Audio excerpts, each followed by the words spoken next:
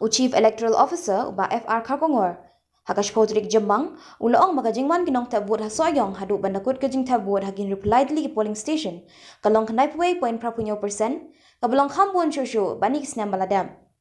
Habakran jiklat patai kubor halor ka Jingthep vote ha Sohïong, u Electoral Officer ulaya tho, baka Jingthep vote kalong ka ba shong suk shong shangan, hakaba buon ki Nongthep vote kilawan badru layo I ka jingishim benta, jongi kintay kalanang kiyo. But most of the polling took place during the early morning hours and in the first part of the day.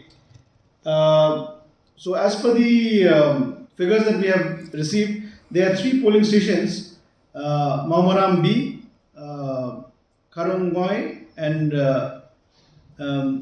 Nongthep. These 3 are recorded in excess of 96%. Maumaram B was 96.49, Karongoi was 96.45%, and the third polling station was 96.38%. So 3 polling stations recorded votes in excess of 96%.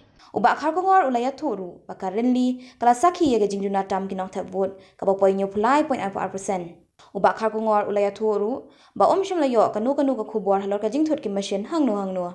Ula pentebru bakatanat excise kalayo kurup 6000 sis pasaw litar ka gyat hakapor arbaji na paisi kabalong kababun hakashisingi. Nangta shushu electoral officer ulaya thoru ban 4% ki polling station lakmi ibniya lingba ka webcasting.